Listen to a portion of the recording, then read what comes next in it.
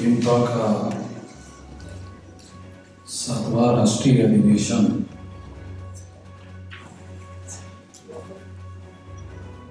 हो रहा है और उसका आखिरी सत्र चल रहा है और आखिरी सत्र में आखिरी बात कंक्लूडिंग करने के लिए मैं आप लोगों के सामने उपस्थित हूँ।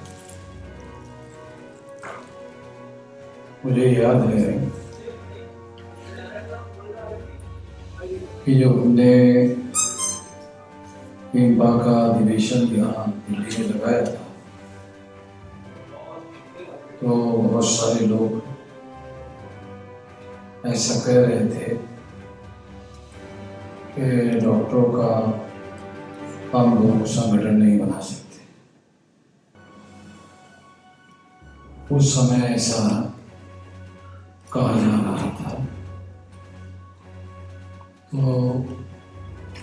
मैंने उस समय ये कहा था, बात सही कह रहे हो, डॉक्टर लोग अगर कह रहे हैं कि हमारे डॉक्टरों का संगठन और इंडिया का नहीं हो सकता, डॉक्टर खुद ही कह रहे हैं तो सही हो सकता है, कैसे कहा जा सकता है। मगर ये काम हमने राष्ट्रीय स्तर का डॉक्टरों का संगठन बनाने का काम हम लोग डॉक्टरों पर छोड़ने की नहीं सोच रहे। डॉक्टरों के कहने के अनुसार जो डॉक्टर कह रहे हैं कि डॉक्टरों का राष्ट्रीय संगठन नहीं बनाया जा सकता, SC OBC माइनॉरिटी का, तो फिर ऐसे लोगों के ऊपर जो ये कहते हैं कि नहीं बन सकता, उनके ही ऊपर ये जिम्मेदारी कैसे लगाई जा सकती है। तो हमने कहा ये जिम्मेदारी हम से जो ऑलरेडी हमारा ऑल इंडिया में संगठन फैला हुआ है, तो ये जिम्मेदारी हम लेते और हम लेकर के इस संगठन को बनाएंगे। तो फिर इसमें वामसेव संगठन की ताकत को इनिशियली जोड़ा गया, इस काम पर लगाया गया और फिर इसका राष्ट्रीय स्तर का अधिवेशन दिल्ली में हुआ और जो लोग कह रहे थे कि नहीं हो सकता, तो उन्होंने अपनी आंखों से देखा कि हो गया है।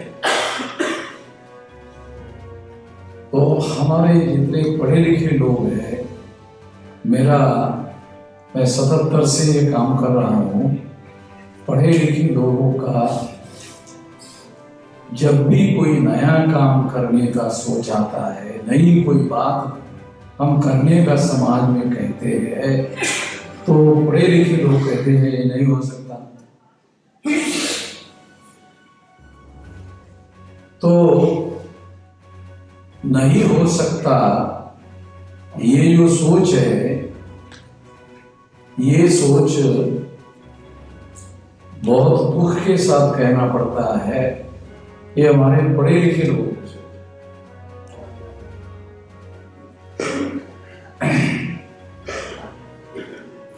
जिनके पास कोई काम करने के लिए, बड़ा काम करने के लिए जो 5 साधन चाहिए, बुद्धि चाहिए, पैसा चाहिए, हुनर चाहिए, समय चाहिए, मेहनत, श्रम चाहिए, ये 5 बातें उनके पास हैं, 5 साधन उनके पास है, जो ये बनाने के लिए लगता है, वो सब है। तो इसके बावजूद भी वो ऐसा सोचते हैं, तो ये निश्चित रूप से कोई न कोई वजह है और वो वजह वामसेव से ज़्यादा कोई दूसरे लोग नहीं जानते हैं, हम लोग ही इस बात को जानते हैं और इस निगेटिव थिंकिंग को कैसे पॉजिटिव बनाना है वो मैं अपने तजर्बे से भी कह सकता हूँ कि अभी लगभग 45 साल का समय हो रहा है। मैं 19 साल की उम्र का था तब से ये काम कर रहा हूँ। तो अभी मेरी उम्र 64 चल रही है। 21 नवंबर को 64 पूरा हो जाए। 65 जो है 22 तारीख को शुरू होगा। तो अगर सरकारी नौकरी का नियम लागू किया जाए तो रिटायर्ड होकर 4 साल पेंशन खा रहा होता अगर मैं नौकरी में होता। तो मैं आपको बताना चाहता हूँ कि मैं न रिटायर्ड हो गया हूँ न टायर्ड हो गया हूँ। रिटायर्ड भी नहीं हूँ और टायर्ड भी नहीं हूँ। तो जो काम जो लक्ष्य हमने रखा हुआ है उस काम को करने के लिए हम लोग अभी भी लगे हुए हैं। और 20 साल तक तो मेरी ऐसी सोच है, मैं सोच के हिसाब से कह रहा हूँ 20 साल तक तो मैं इस आंदोलन का नेतृत्व कर सकता हूँ। और 20 साल में ये जो ब्राह्मणवाद है इसका नाम सत्य करने का हमने संकल्प किया। ये संकल्प करके काम कर रहा। बैरिस्टर मोहम्मद अली जीना को टीबी की बीमारी थी। उस समय टीबी की बीमारी सबसे बड़ी बीमारी मानी जाती थी। डॉक्टर लोगों के सामने मैं गैर डॉक्टर कह रहा हूँ मगर आप लोग थोड़ा डाटा तो मेरे पास भी रहता है। तो उस समय की सबसे बड़ी बीमारी थी। तो उसका जो फैमिली डॉक्टर था कि अब आपकी बीमारी मेरे काबू से बाहर जा रही है। बॉम्बे का सबसे स्पेशल डॉक्टर जो है इसका मैं आप उसके पास लेकर जाता हूँ। तो बैरिस्टर मोहम्मद अली जीना को वो उसके पास लेकर गए। उन्होंने उनको टेस्ट किया। उनके फैमिली डॉक्टर ने पहले बताया कि ये टीबी है, टीबी के पेशेंट है। टेस्ट करने के बाद जो स्पेशल जो एक्सपर्ट डॉक्टर था बॉम्बे का सबसे ज्यादा, उन्होंने कहा जीना साहब मैं हैरान हुआ आपकी बॉडी का टेस्ट करने के बाद कि आपको 6 महीने पहले मर जाना चाहिए था। आपकी बॉडी की जो कंडीशन है तो उस कंडीशन के आधार पर आपको 6 महीना पहले मर जाना चाहिए था। बैरिस्टर जीना ने डॉक्टर जो है बॉम्बे का एक्सपर्ट उसको जवाब दिया पाकिस्तान लिए बगैर मैं मरने वाला नहीं।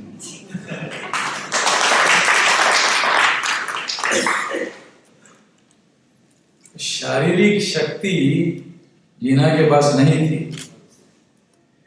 जीना के पास इच्छा शक्ति थी।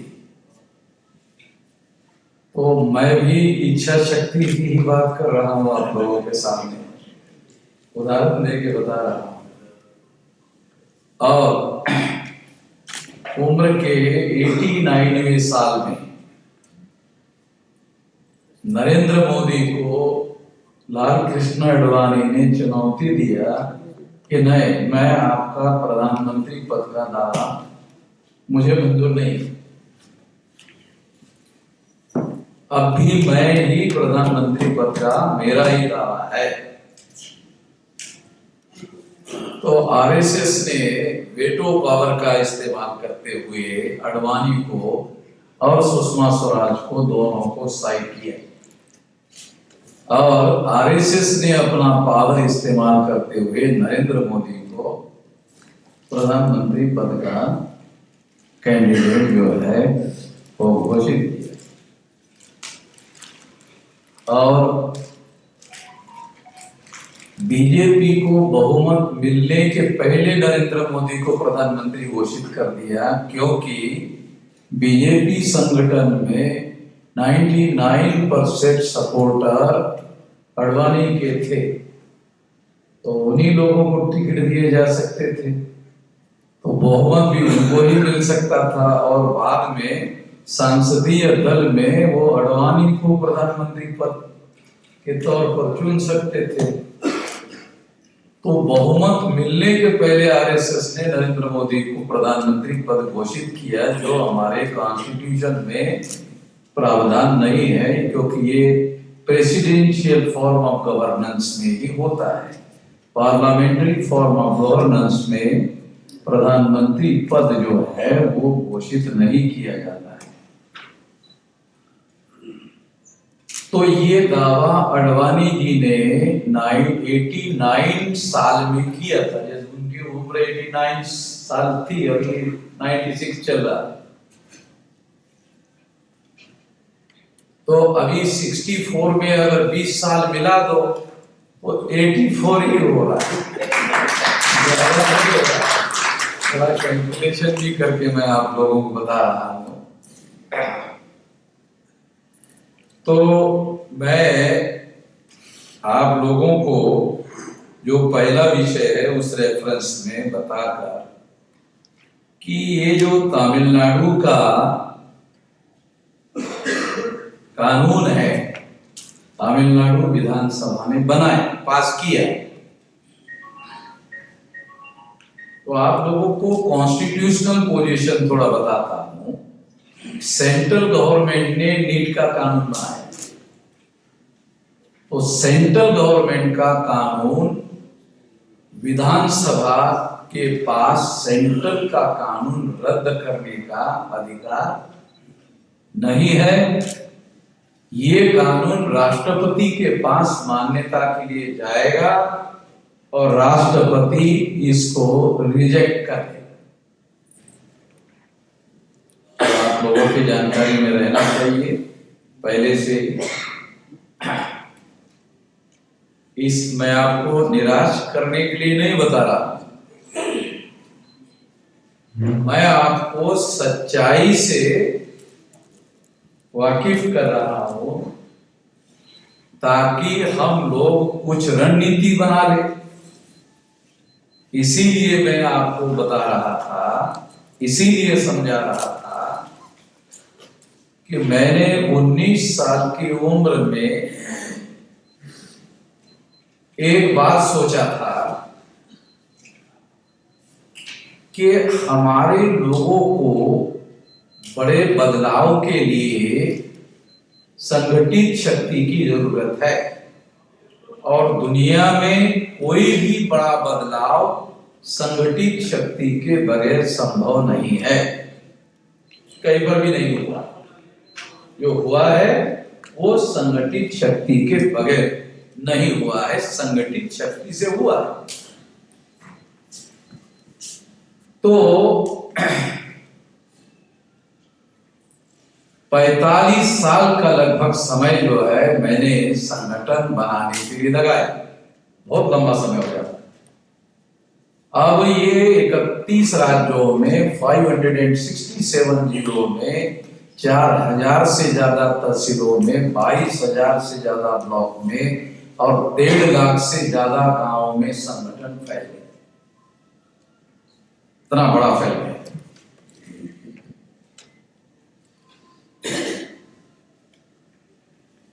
तो इतना बड़ा संगठन फैल गया है, और ये जो संगठन फैल गया है, अब हमने और मैंने संगठन बनाने का काम बंद कर दिया। बहुत लंबा समय लगाने के बाद बंद कर दिया, और अब हम इस संगठन को जो बनाया जा चुका है उसको हमने एक्शन मोड में कन्वर्ट किया।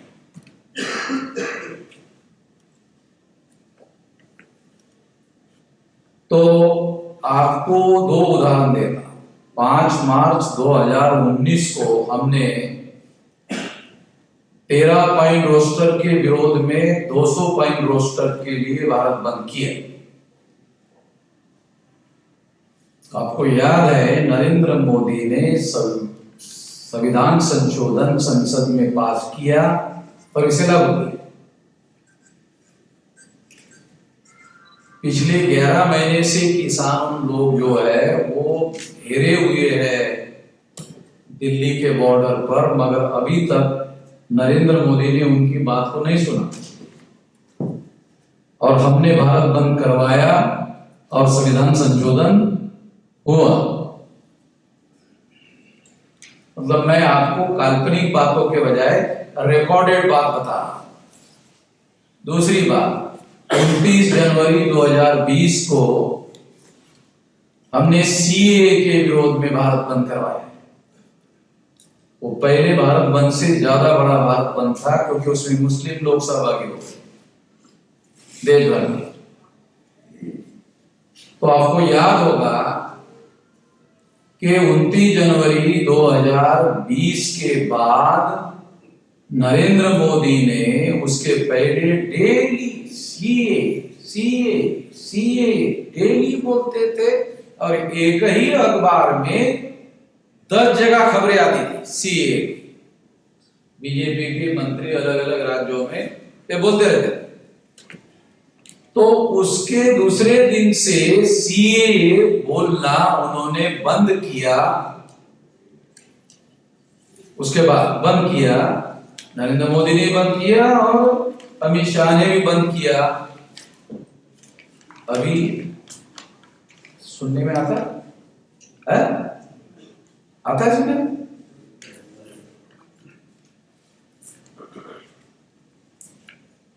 अपने आप तो दुनिया में कोई चीज होती नहीं। विज्ञान क्या कहता है? विज्ञान कहता है हर क्रिया की प्रतिक्रिया होती है। आप तो मेडिकल साइंस के लोग हैं, मैं तो साइंस का आदमी नहीं हूं। हर क्रिया की प्रतिक्रिया होती है। हमने क्रिया किया, भारत बंद की, और उनको सीए बोलना बंद कर दिया, उनकी बोलती बंद करवा दी। एक भी रिकॉर्डेड बात है। पार्लियामेंट में होम मिनिस्टर स्टेट, क्यों? होम मिनिस्टर अमित शाह ने पार्लियामेंट में कहा था, घोषणा किया था, इसे देशव्यापी लागू करेंगे।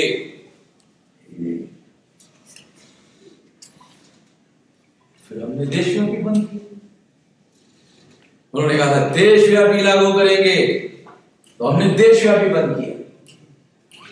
जब देशव्यापी बंद किया तो उसी पार्लियामेंट में अब वो जवाब कैसे देंगे? तो राज्य मंत्री को बुलाया, इसका तुम जवाब दे। State minister home, state minister home था आंध्र प्रदेश का रेड्डी। उसने जब उसको पूछा अपोजिशन ने, रिकॉर्ड एविडेंस के लिए बता, सीए आप लोग देशव्यापी लागू करने वाले थे, तैयारी कहां तक आ गई लागू करने की? राज्य मंत्री ने जवाब दिया, सरकार ने इस पर अभी तक कोई विचार नहीं किया है। रिकॉर्डेड जो जवाब है पार्लियामेंट में वो बता। अब अमित शाह ऐसा कैसे कहेगा देशव्यापी लागू करेंगे? उसी पार्लियामेंट ने कहा, तो बड़ी शर्म लगी कि साला मैंने ही कहा था, अब मैं कैसे करूं कि इस पर अभी तक सरकार ने कोई विचार नहीं किया। तो राज्य मंत्री को बोला, रेड्डी को। अब रेड्डी कैबिनेट हो गया।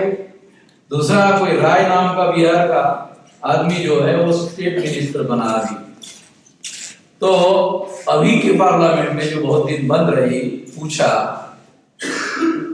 वो आप लागू करने वाले थे, कहां तक आ गई तैयारी? कहा कि नहीं, इस पर अभी सरकार ने विचार नहीं किया है। अगर उन्होंने दोबारा विचार किया तो मेरे को एक वीडियो बनाना पड़ता है भारत बंद, मुझे कुछ नहीं करना। 45 साल साला जग मराया क्या मैंने? अभी मैं कुछ नहीं करता, एक वीडियो बनाता 15 मिनट का, कुछ नहीं करता, बुलाता हूं हमारा सोशल मीडिया को, अब ये वीडियो बनाओ, वीडियो बनाता है, वही उसको वायरल कर देता है। मैं कुछ नहीं करता, मैं बैठा रहता हूं। सारे देश भर में लोग जो है शुरू हो जाते, तो मैं संगठित शक्ति की बात समझा रहा हूं। तो ये जो कानून, जो राष्ट्रपति इसको अमान्य करेगा जायज होने के बावजूद भी,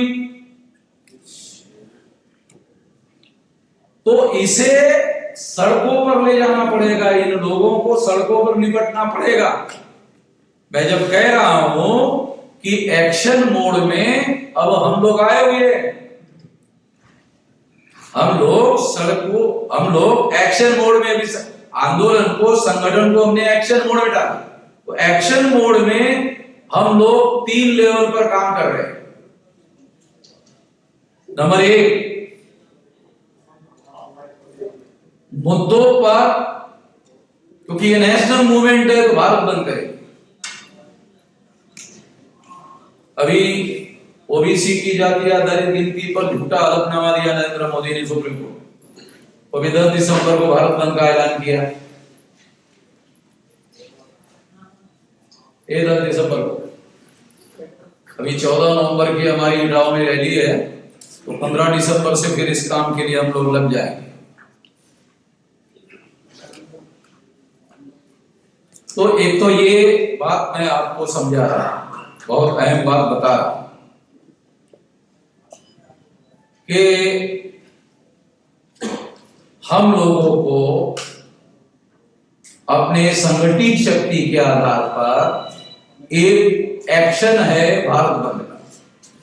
दूसरा एक्शन है कि ये जो हम लोगों को संगठित कर रहे हैं, वो संगठित लोगों को पॉलिटिकल एक्शन करनी चाहिए। संगठित लोगों को पॉलिटिकल एक्शन करनी चाहिए। जहां पर ये लोग कानून बनाते हैं, जहां पर नीट का कानून बनाया ना, सेंट्रल में बनाया ना, पार्लियामेंट में बनाया ना, तो जहां पर ये कानून बनाते हैं वहां हमारे लोगों को, इतनी बड़ी ताकत हमने पैदा की, तो वो पॉलिटिकल एक्शन करना चाहिए हमारे समाज को।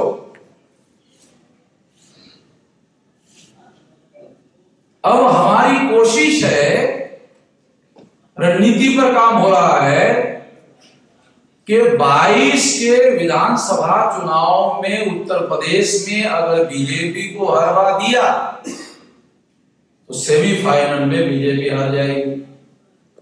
2024 में होगा फाइनल, ये सेमीफाइनल। इस सेमीफाइनल में अगर हरवा दिया तो फाइनल 24 में होगा। कि फाइनल को फिर करवाया जा सकता। तो हम लोग अभी उत्तर प्रदेश में हमारी गिनती नहीं हो रही थी। 9 अक्टूबर को हमने रमाबाई मैदान में रैली की, तो वो जो अधिकारी बुकिंग करने वाला था वो हमारे लोगों को कह रहा था ये कितना बड़ा ग्राउंड है, देखा, बुक करने को आने के पहले देख लो। कहां से लाओगे लोग? तो ग्राउंड कितना है देखा क्या बुकिंग करने के पहले? वो अधिकारी जो है,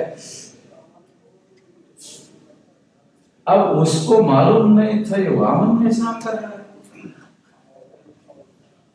वो नहीं जानता था। तो हमने उसको बुक किया और वो बहुत बड़ा ग्राउंड जो है, बहुत बड़ी रैली जो है, महारैली हमने की। डॉक्टर साहब आप भी आए थे।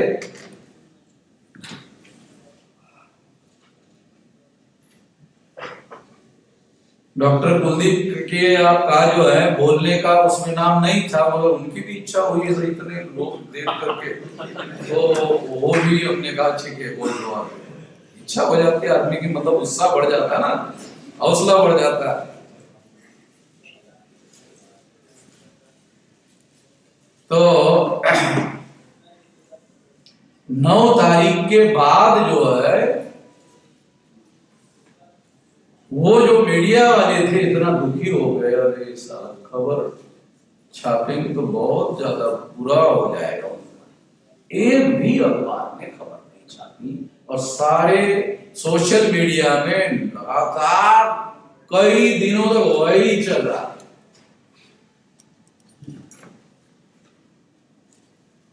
उसके बाद उत्तर प्रदेश में मुझे इतने टेलीफोन आने लगे, इतने, अरे मैंने कहा क्या हो गया यार, राजनीतिक लोग मुझे जानते ही नहीं थी, मेरे टेलीफोन कैसे आ रहे मेरे को।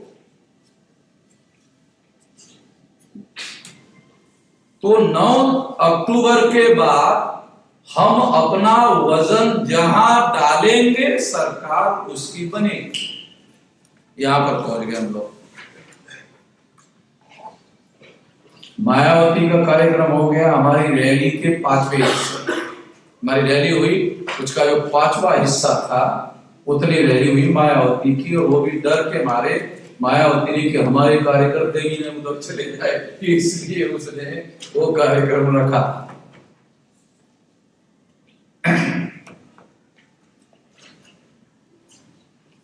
तो जिस पलड़े में हम वजन डाल देंगे यूपी में उसकी सरकार बने। मैं उस रणनीति के बारे में यहां मीडिया में कुछ बात नहीं बताना चाहता, क्योंकि फिर वो बातें डिस्क्लोज हो जाएगी। तो मैं ऐसा मानता हूं कि ये जो संगठित शक्ति हमने बनाई है उसका पॉलिटिकल एक्शन में भी उपयोग करेंगे। मैं आप लोगों को इसलिए बता रहा हूं कि ये नीट वाला जो कानून है ये ले जाना पड़ेगा पार्लियामेंट में, समझ रहे? ये पार्लियामेंट में ले जाना पड़ेगा, और वहां कोई कमी पड़ती है तो सड़कों पर निपटने के लिए मैं हूं ही। भारत बंद वाला जो कार्यक्रम है हमारा, हम सड़कों पर निपटने के लिए है ही है। आप लोगों को थोड़ा बता दूं, कोई विरोधी पार्टी की राजनीति शेड्यूल कास्ट का, शेड्यूल ट्राइब का, बैकवर्ड क्लास का कोई नाम लेती है? कोई नहीं लेती है। मगर हम लोग daily schedule caste, schedule tribe, backward classes के नाम लेकर ही बात करते हैं। हमारे अलावा इस तरीके की लैंग्वेज से बात दूसरे लोग नहीं करते, हम ही करते हैं। नरेंद्र मोदी ने भारत के कैबिनेट मंत्री के इतिहास में 28 ओबीसी मंत्री बनाए।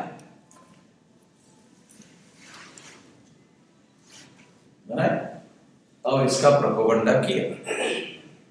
किसी ने भी, किसी अपोजिशन पार्टी ने 28 मंत्री बनाओ मांग नहीं की, मगर ओबीसी का मुद्दा डेली उठाने का काम हम कर रहे हैं।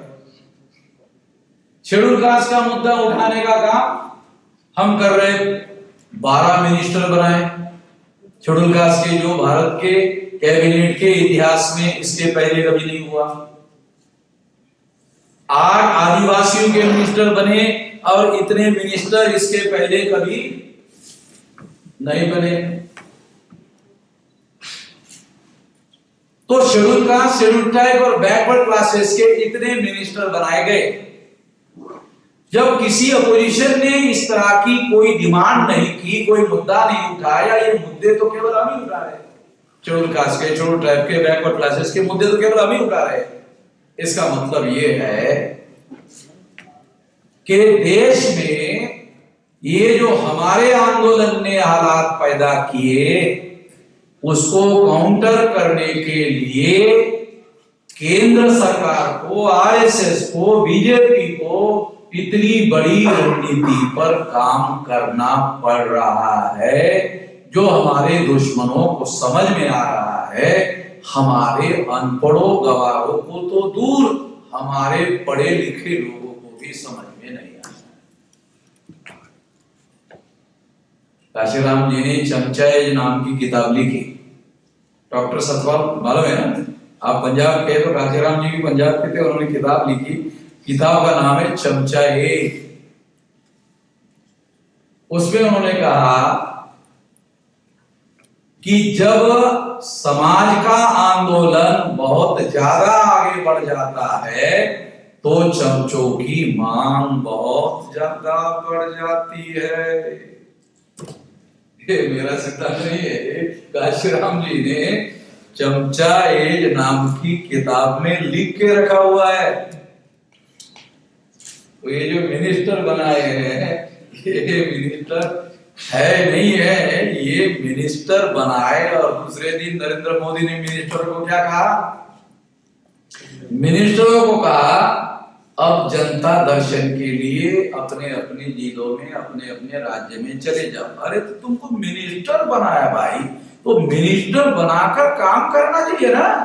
कैबिन में बैठना चाहिए, फैसले करना चाहिए इन लोगों के, SC ST OBC के फैसले। इसके लिए उनको मिनिस्टर नहीं बनाया, उनको इसके लिए मिनिस्टर बनाया कि अब आप अपने अपने राज्यों में जनता दर्शन करो, अपने लोगों को जोड़ो। ये लोग जा रहे हैं अपने से खिसक रहे हैं, ये लोग अपने से अब अपने साथ में नहीं है, इनको जोड़ो। अपना चेहरा दिखाकर कहो मोदी ने देखो इतने मिनिस्टर बनाए।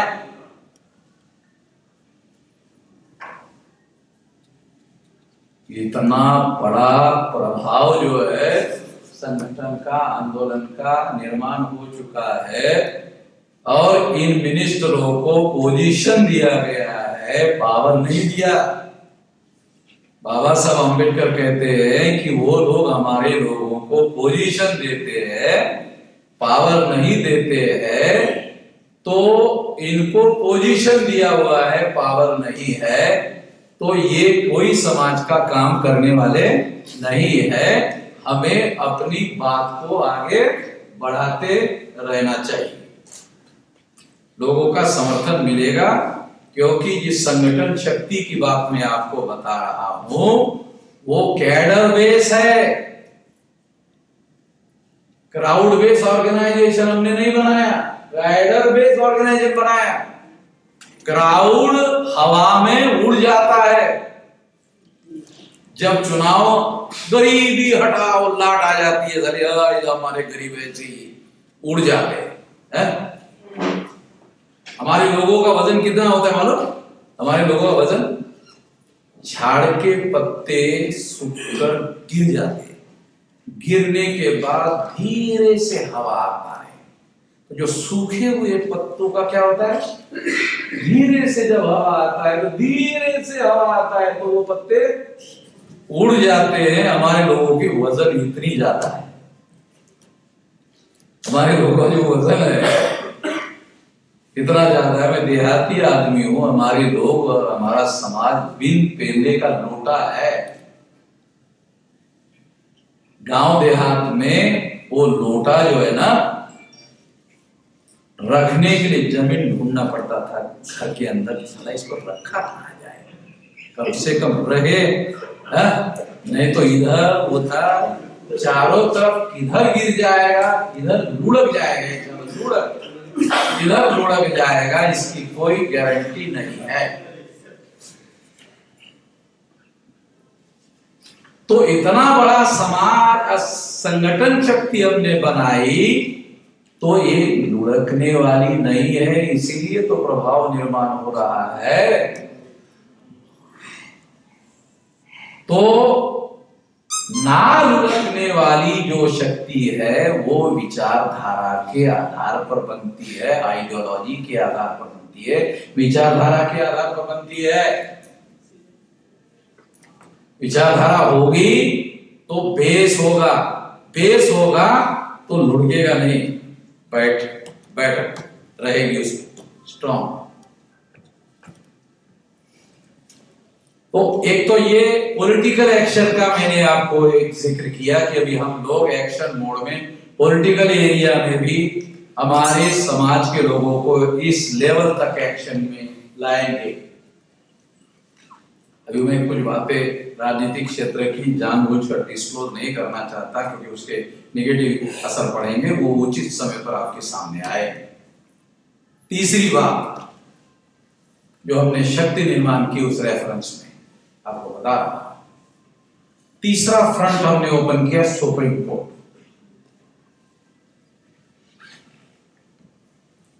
ये सारे तरीके संवैधानिक हैं,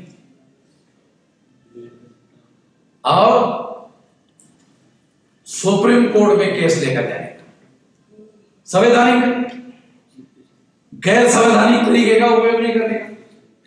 संवैधानिक तरीके का जो बाबा साहब अम्बेडकर ने रास्ता बताया हुआ है, सुप्रीम कोर्ट में केस लेकर गया, ईवीएम का ड्राफ्ट तैयार किया, सुप्रीम कोर्ट का सीनियर काउंसिल उसको दिखाया, कहा कि किसने देखा? हमने। अब कितने लॉ में पढ़ेगा? लॉ में पढ़ा नहीं, ऐसे कैसे हो सकता है?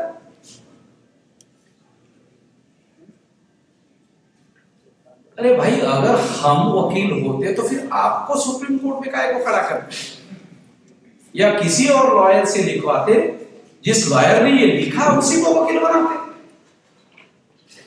तो आपके पास क्या गिर आते? लिखा इसीलिए, लिखा हमने इसीलिए तो आपके पास आए, तब उसके समझ में आया इसीलिए। सुप्रीम कोर्ट में, चीफ जस्टिस के कोर्ट में जब हमारा ड्राफ्ट चला गया, जानते हो क्या हुआ? जिस सीनियर काउंसिल को हमने लगाया उसको जज ने एक बार भी बोलने नहीं दिया और जजमेंट हमारे फेवर में दे दिया। इसका मतलब समझते हो? हमारे सीनियर काउंसिल को एक बार भी बोलने नहीं दिया और सुप्रीम कोर्ट के चीफ जस्टिस ने जजमेंट हमारे फेवर में दी।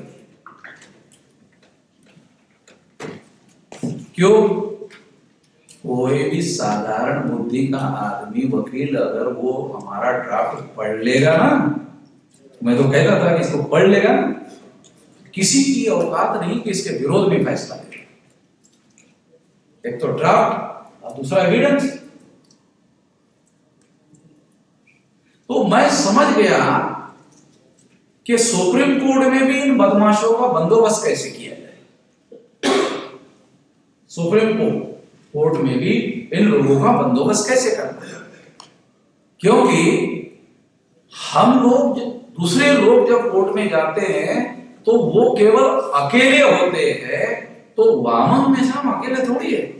वामन मेश्राम जब केस लेकर जाता है तो उसमें लिखा होता है वामन नेशनल प्रेसिडेंट वामन मेश्राम। हाँ, तब वो जज पढ़ते हैं, वो ड्राफ्ट में लिखा रहता है ना,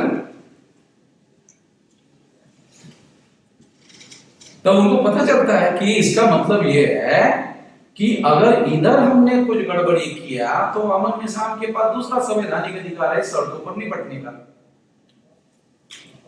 वो कैसे रोके?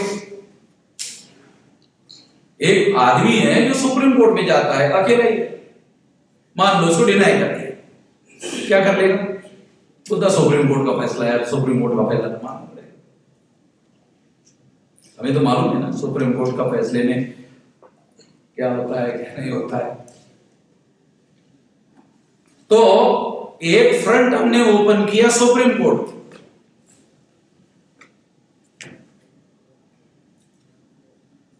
कांग्रेस को और बीजेपी को मिलकर 24 अप्रैल 2017 को ईवीएम के विरोध में पेपर ट्रेल मशीन का ऑर्डर सुप्रीम कोर्ट ने मेरे फेवर में दिया। तो कांग्रेस और बीजेपी को दोनों को इकट्ठा होकर काउंटर करना पड़ा मुझे।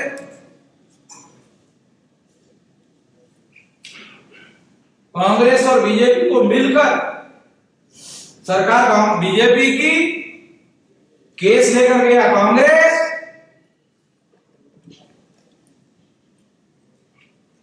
8 अक्टूबर 2013 को सुप्रीम कोर्ट ने पेपर ट्रेल मशीन लगाने का ऑर्डर दिया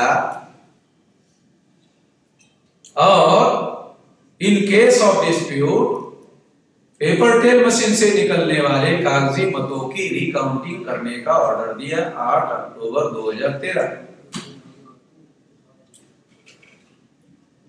24 अप्रैल 2017 को मेरे केस में बगैर मेरे वकील को बोले चीफ जस्टिस दीपक मिश्रा ने ऑर्डर दिया सारे देश में पेपर ट्रेल लगेगा।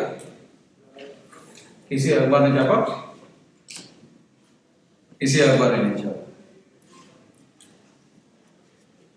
मेरा फैसला है। सारे देश भर में पेपर टेल मशीन लगी ना।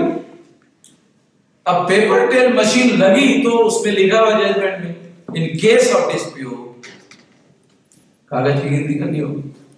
समझ लो क्या कह रहा हूं, थोड़ा समझने के लिए। इन केस ऑफ डिस्प्यूट, अगर कैंडिडेट कहता है ये ईवीएम का रिजल्ट मुझे मंजूर नहीं है, तो पेपर टेल मशीन से निकलने वाले कागज की गिनती करनी होगी। In case of dispute, supreme court के शब्द बता।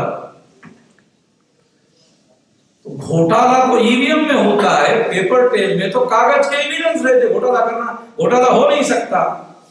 तो घोटाला ईवीएम में होगा, कागज में घोटाला पकड़ा जाएगा।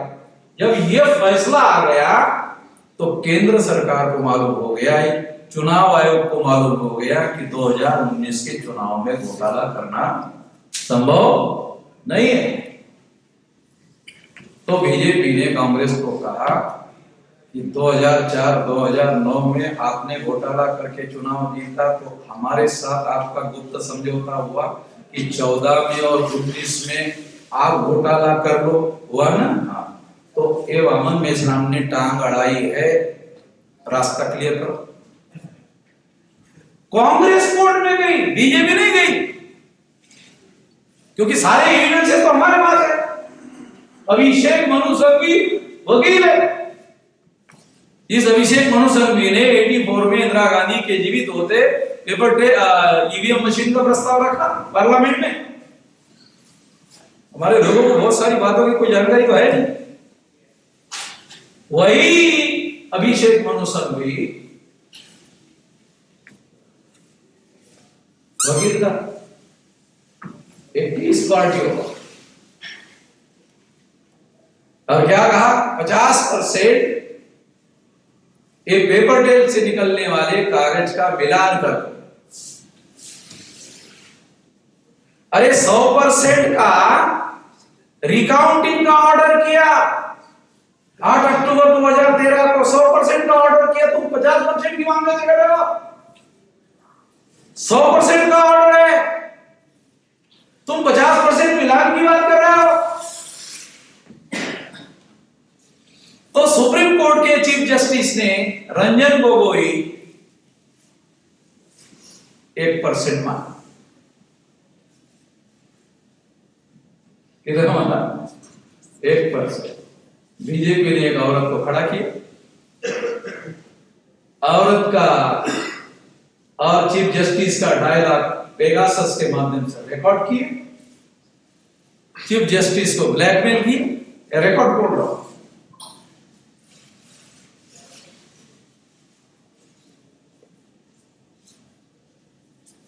और चीफ जस्टिस को ब्लैकमेल किया। चीफ जस्टिस ने खिलाफ करे केस। अब बात है तो वो तो सदाशिवम के बारे में भी मैं सारे देश भर में बोला था। चीफ जस्टिस के सारे डॉक्यूमेंट मैंने उस समय के बताए थे, कैसे कैसे क्या हुआ।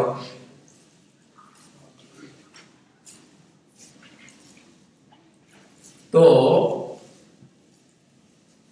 1% का डिसीजन।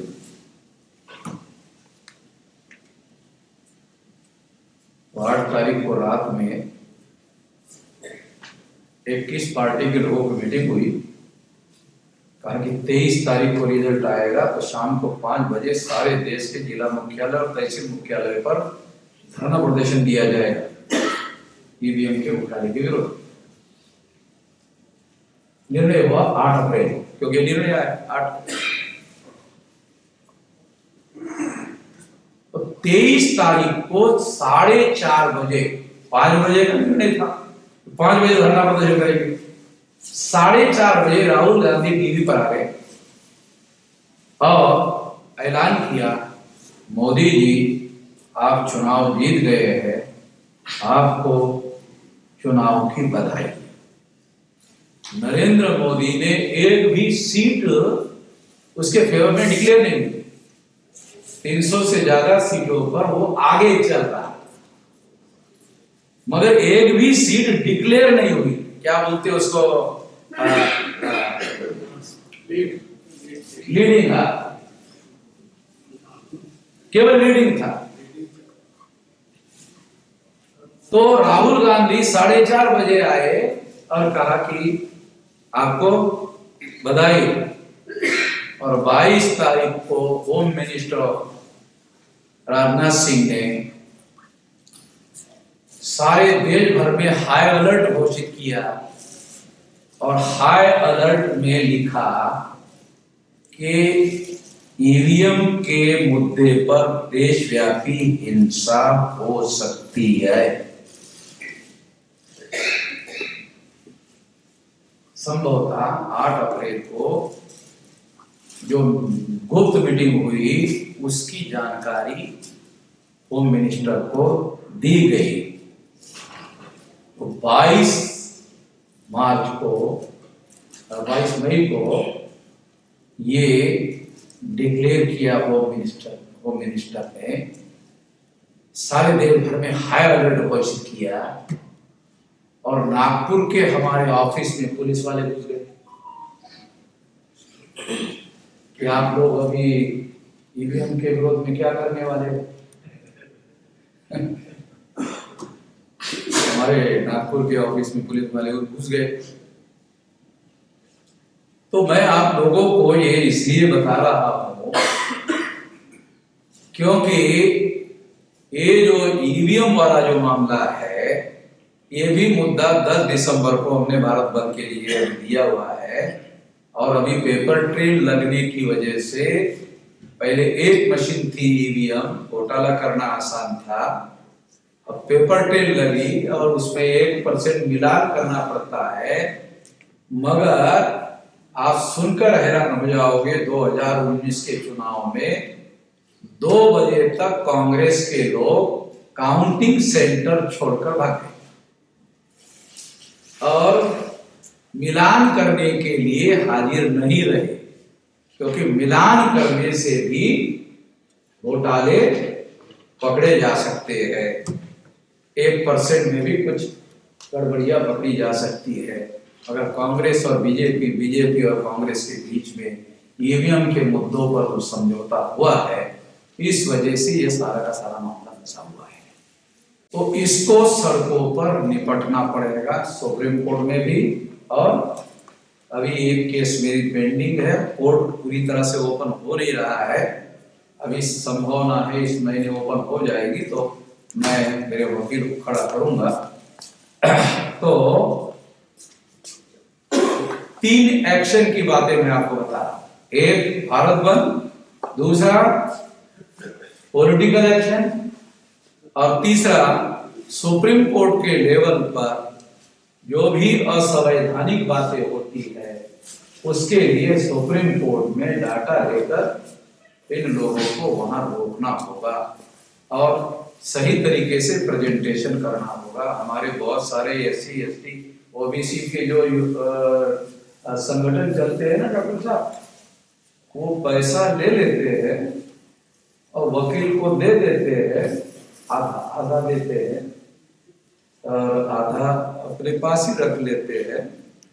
और वो वकील क्या आर्गुमेंट कर रहा है उसको सुनने के लिए भी नहीं जाता।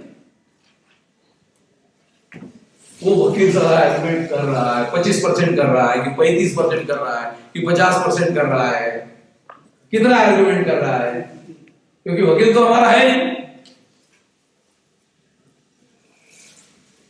तो इस तरह से तो ये मामले जो है आने वाले समय में, ये संवैधानिक तरीके है, मैं आप लोगों को जो बता रहा हूं ये संवैधानिक तरीके है। बीच बीच में हम काशीराम जी का वीडियो चलाते हैं, हम ये संवैधानिक तरीकों की बात करते ना आपके सामने, फिर बीच बीच में काशीराम जी का वीडियो चलाते रहते। उसमें उन्होंने कहा हमको संवैधानिक तरीकों को पर अमल करना चाहिए, मगर तैयारी हथियारों की भी करके रखनी चाहिए। ये वीडियो जो है, हम काम करते हैं संवैधानिक तरीके का, और बीच बीच में कभी कभी काशीराम जी का वीडियो चलाते रहते हैं कि हमें संवैधानिक तरीकों पर अमल करना चाहिए, मगर तैयारी हथियारों की भी करके रखनी चाहिए। अब हम नहीं बोल रहे तो काशीराम जी बोल रहे हैं, समझ रहे? लड़ाई लड़ने का तरीका बता रहा हूं आपको। होशियारी जो है ना, होशियारी होना बहुत जरूरी है। Those who provide a better guts and better brain, they will be success. Those who provide a better guts and better brain, they will be success. Array गहरे नथु खैरे सफल होने वाले नहीं है। तो जो हम लोग संगठन शक्ति की बात कर रहे हैं, वो अब यहां तक आ गई है कि मुसलमानों को कहते थे तुम विदेशी हो, अब कहते हैं तुम्हारे पुरखे हमारे पुरखे एक ही थे। तुम्हारे पुरखे हमारे पुरखे एक ही थे, आ जाओ मिलकर आ जाओ। ये तो ये वामन मेश्राम जो है ना, ये फिर हम लोगों का जो है बंदोबस्त करेगा। तो मुस्लिम लोगों को भी हम लोगों ने कहा कि देखा तुम्हारे लिए कुछ किया, कुछ नहीं किया। देखो एससी एसटी ओबीसी को जगाया, तुम्हारा मामला हल हो रहा है। एससी एसटी ओबीसी को जगाया, मामला तुम्हारा हल हो रहा है, क्योंकि हम एससी एसटी ओबीसी के जो लोग हैं, हमारा ही पंडित लोग तुम्हारे खिलाफ इस्तेमाल करते हैं, घर जलाने के लिए, फसाद करने के लिए। ब्राह्मणों में इतनी ताकत नहीं है कि मुसलमान के घर में घुसकर फसाद कर ले, है उसकी ताकत। तो इसलिए ये लड़ाई है, और हर लड़ाई की रणनीति होनी चाहिए। जिस लड़ाई की रणनीति नहीं होती है, वो लड़ाई न लड़ी जा सकती है न जीती जा सकती है। हमारे पढ़े लिखे लोगों को पूछो रणनीति शब्द का क्या अर्थ है, करने की छोड़ो, शब्द का अर्थ मालूम नहीं। अमल करने की छोड़ो, वो रणनीति शब्द क्या, कई चटनी के साथ खाते कि दाल के साथ खाते कि कैसे खाते, क्या के साथ, ये पता नहीं है। तो मैं इसलिए बोल रहा हूं ये बातें कि हमारे पढ़े लिखे लोगों को इस मुद्दों के तरफ, इन बातों के तरफ ध्यान देना चाहिए। और मेडिकल साइंस के लोग मेरिटोरियस होते हैं, और बाबा साहब आम्बेडकर जो है वो मेरिट के थे। जब वो ग्रेजुएट पास हुए थे तो 3rd क्लास में हुए थे, है बता आपको? कुछ लोगों को सुनकर अच्छा नहीं लगता, मगर बाबा Saheb Ambedkar graduate 3rd class में पास हुए इंडिया में। जब उनको विदेश में जाकर अवसर मिला, वहां का वातावरण, वहां की तरीका, इक्वेलिटी वाला जो तरीका है ना, वहां जब अवसर मिला, भेदभाव विरहित अवसर मिला, तो फिर देखो उन्होंने कैसे चमत्कार कर दिया। तो हाँ, मेडिकल साइंस के जो लोग हैं वो मेरिटोरियस स्टूडेंट्स ही में मेडिकल साइंस में जाते हैं। अगर वो लोग समाज के आंदोलन की तरफ ध्यान दे तो इस आंदोलन का नेतृत्व करने के लिए उनके पास सबसे ज्यादा बौद्धिक क्षमता हो सकती है। मैं इसके लिए मेडिकल साइंस के आप जैसे लोगों को निमंत्रण देता हूं, आमंत्रण देता हूं कि आप लोग आओ, वामन मेश्राम को रिप्लेस कर दो। आप लोग आओ और वामन मेश्राम को रिप्लेस कर दो, इस आंदोलन को आगे बढ़ाओ, अवसर है। वामन मेश्राम की कोई प्राइवेट लिमिटेड कंपनी नहीं है जिसमें वामन मेश्राम का 51% शेयर है, समझ रहे? बीना महाराज जी ने चलाया, फिर खबड़े साहब ने चलाया, फिर काशीराम जी ने चलाया, लोगों ने हमारी जिम्मेदारी लगाई, हम चलाया। समाज को नेतृत्व चाहिए, समाज को लीडरशिप चाहिए। द लीडर मस्ट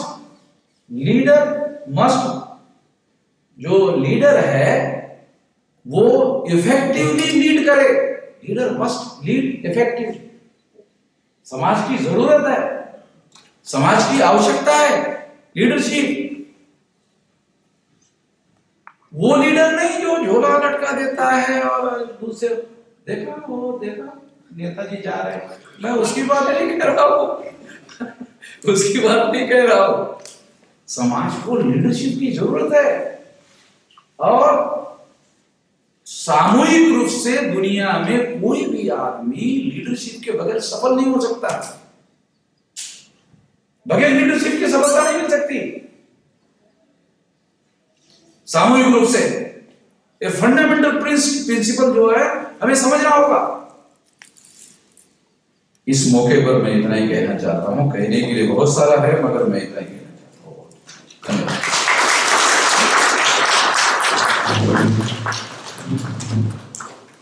धन्यवाद सर।